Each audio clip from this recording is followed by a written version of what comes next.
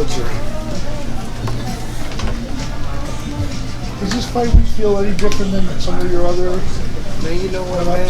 Yeah, for some reason it does. I just, you know, anybody can tell you, I've been around in my last few fights, and I've always felt kind of tight, kind of felt nervous in a lot of situations, just felt like a lot of, you know, pressure on me, and feeling this, feeling that, but for this one, man, like I say, you know, we're just confident. We had a tremendous camp, and I just feel good. I mean, weight's been on point for the last, you know, few weeks.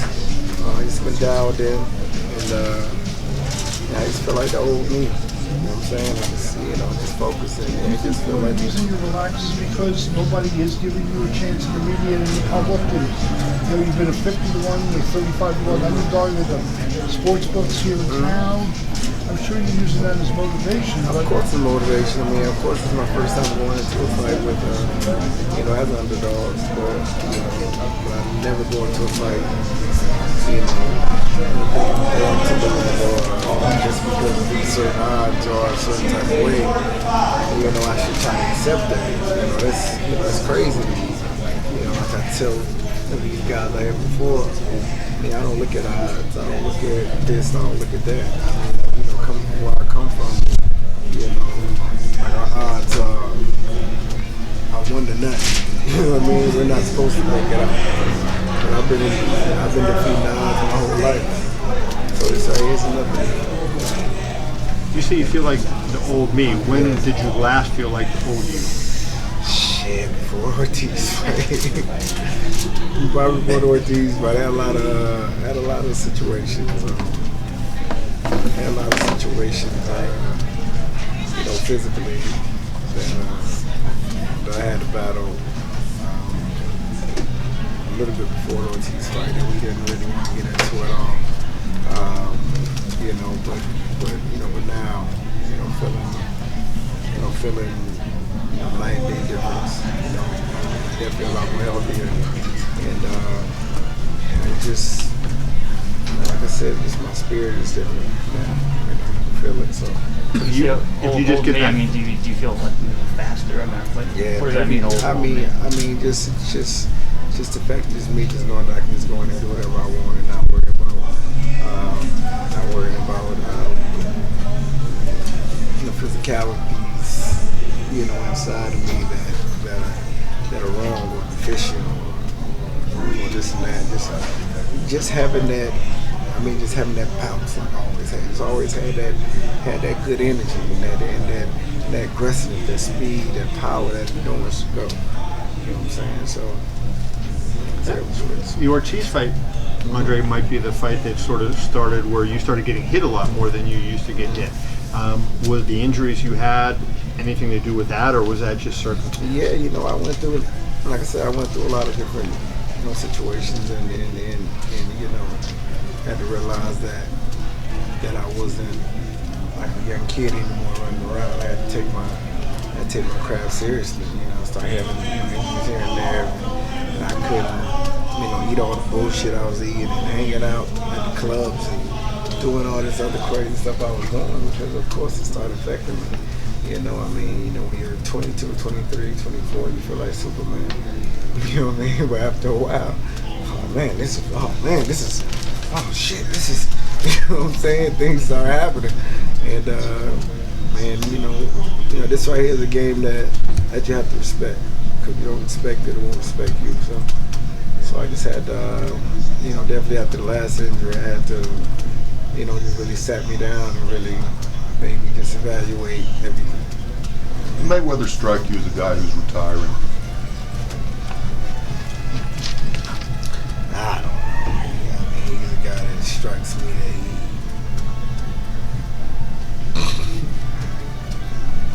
that he's a guy that doesn't really strike me. Was there a time, he told me once in his career that Naseem Hamed kind of tried to befriend him, and he thought at that time that Naseem was trying to keep him from fighting, that he didn't want to fight Floyd, and that was his way to. Was there a time when Floyd kind of came to you as a stablemate and kind of tried to strike him? Of course. I mean, Floyd used to come to my amateur fights.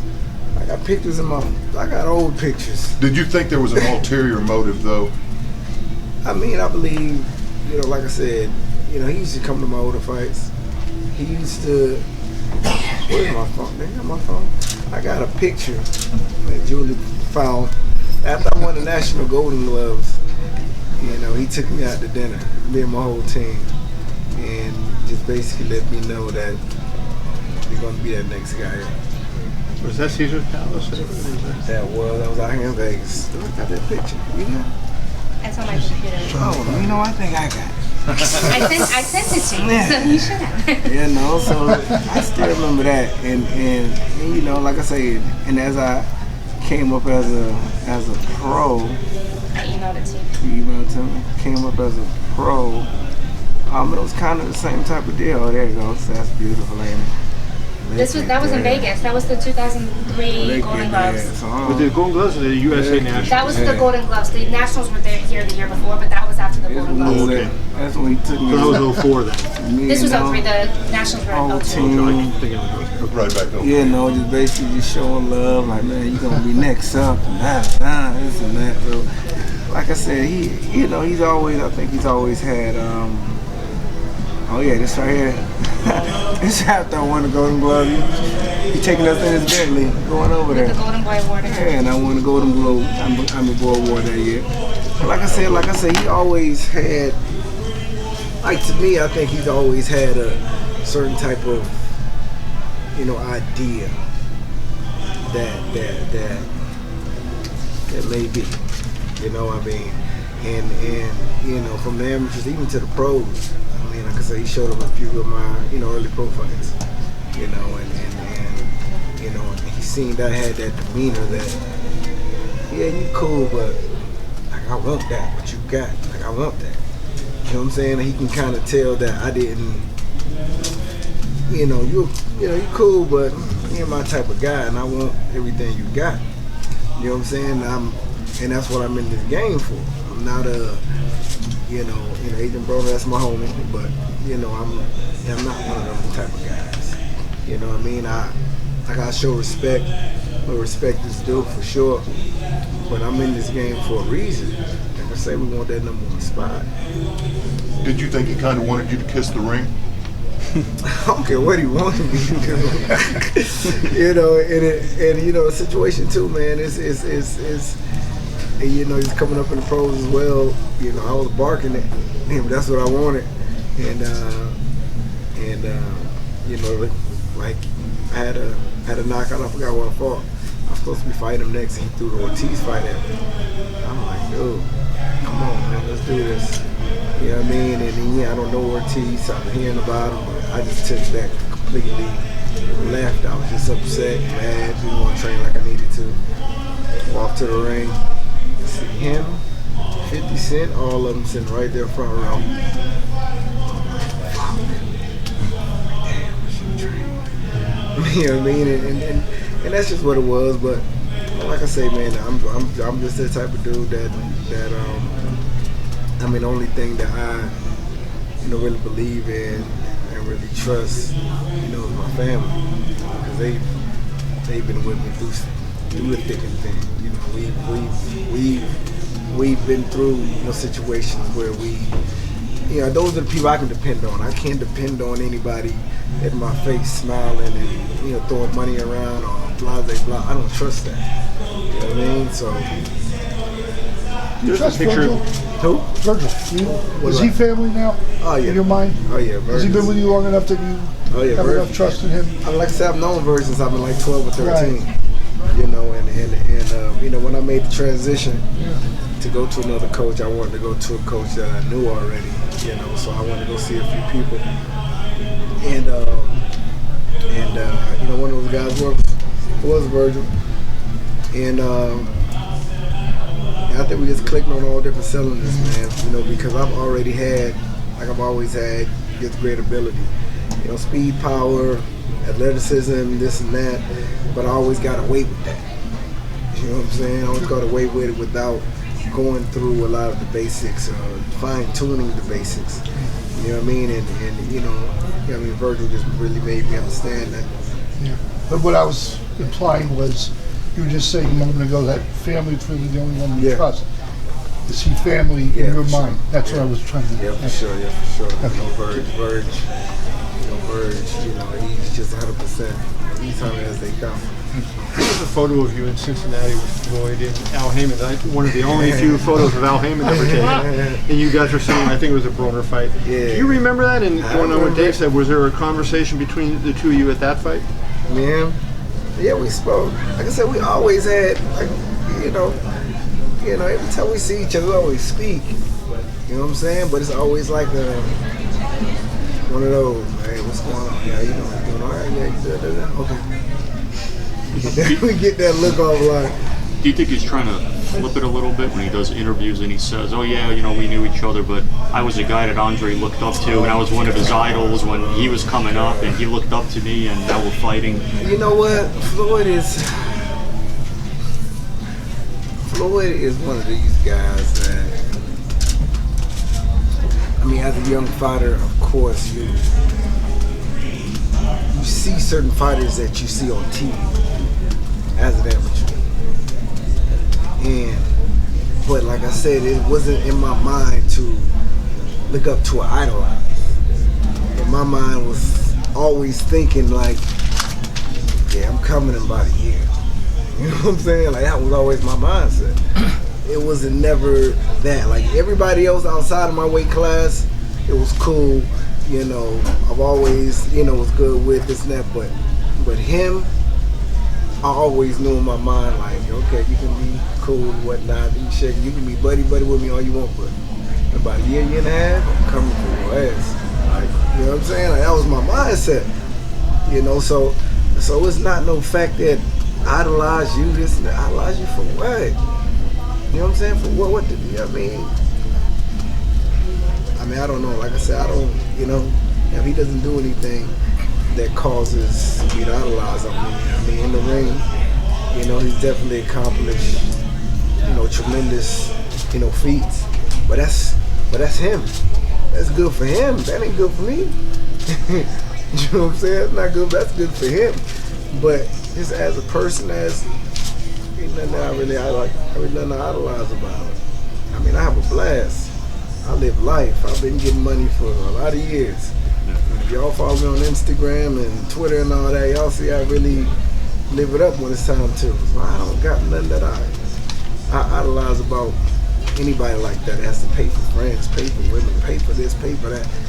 I mean, that ain't me. You know what I mean? So I'm cool. When you were supposed to fight Shane, it was with 2010. Yeah. And that fight fell apart for reasons it fell apart for. But I remember going into that, the big talk was, well, the winner of this fight's probably going to fight Floyd. Was that ever discussed with you before that fight? That if you win this fight? Yeah, we had discussions about it. I was just, I was young, man, and just I was young and ready to go. Just whoever it was. So I was ready to tear off his Shane at the time. But like I said, man, my morals are a lot stronger than anything else. You know what I'm saying? The boxing game was a job, and I love it. But my morals and my family is, nothing else more than that. Do you remember seeing when Robert Guerrero was going to fight Floyd, and they had at the commercial shoot, and Guerrero mentioned the fight he had with you, and Floyd kept saying, "This ain't Berto, this ain't Berto," almost like in a condescending tone. And I wonder, did he you always see? keep my name in his mouth for some reason? Like to be realistic, for some reason it's like he idolized me for some reason. I don't get it. He always got my name in his mouth, and we know a lot of the same mutual people, and we know a lot of the same mutual females. and it's a lot of crossways, man. A lot of things that cross. I mean, I'm not one of these little boring boxers that just fight and go home and sit up with their wife and kids and try to figure it out. I'm out there, having a good time. I got a, I'm an alright looking guy too, so, you know what I'm saying? So, and I got, like I said, I got a personality. I don't need 100 million to have any of your women walk outside of that house and come see me. You know what I'm saying? When they get tired of all that money talk, all that lame, boring money talk. Everybody got money. You know what I'm saying? That shit gets tired too if you keep talking about it. You know what I'm saying? So, you know what I'm saying? I got a lot more to me. I got a lot more personality. I got a lot more swag to me. I got a lot more, you know what I mean? I got a lot more to me that they're gonna love. You know what I'm saying? So. Were you serious or were you joking around when I remember you had a couple of media interviews where you said, even before this fight was made, you said there was like some personal issue that happened. He was having people prank call your cell phone. Man, this guy's a funny dude, man. Like I said, it's all access, it's cool, and all this way that he portrays himself is cool, but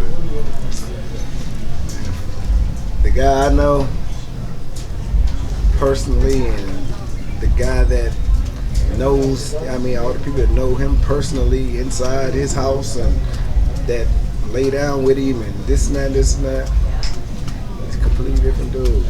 But like I say, man, he's selling the character, so it's fine. That's good for him. But I'm having a good time. Hey, when you, Andre, when you look back on your career, are you happy with the way it's gone? Yeah, I mean, like I said, of course, you know, anybody would have loved to go through a certain type of career and just be this and be that. I mean, I never really looked at my career and said, "Oh, I'm going to be undefeated." I mean, that's, you know, I've always looked up to guys like Muhammad Ali and Mike Tyson and you know Sugar Ray Robinson and you know guys like that used to get niggas make the game exciting. You know what I mean? Win, lose, or draw. You know what I mean? I've always seen my life as a storybook. I wanted to. You don't want to read a book that's just perfect.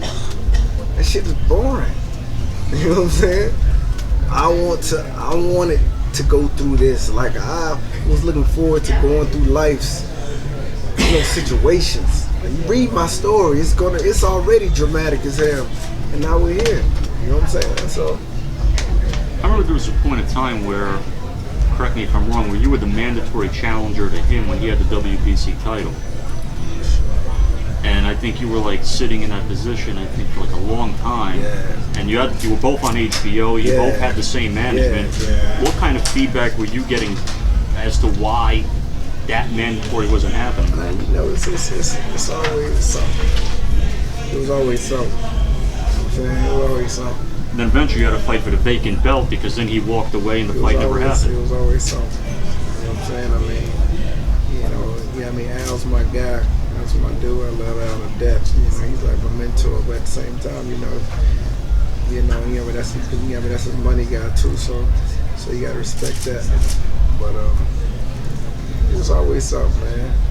So. Why do you think he picked you for this fight?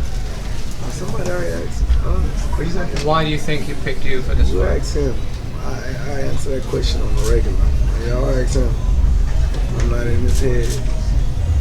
I mean, I got a few ideas, but you gotta ask him. What are they? We talking about the fight. I ain't gonna get into all of that. But you mentioned how before the Ortiz fight, it could have been you at that point, and then if the Mosley fight happened, you would have beat him. Yeah. So you knock out Josecito Lopez in March. Yeah. Floyd beats Manny Pacquiao. Yeah. Then how surprised were you, or were you when you got the know call? What the crazy thing about it? Like I said, like I'm tied in this certain type of circle. So even, you know what I mean, like I was already informed, you know, after the Pacquiao fight. I had guys that I know that just came back from his house. It was like, man, Floyd, they gonna do next. I said, what? He said, what you next, bro? So I'm surprised they call you another. I'm like, really? Okay.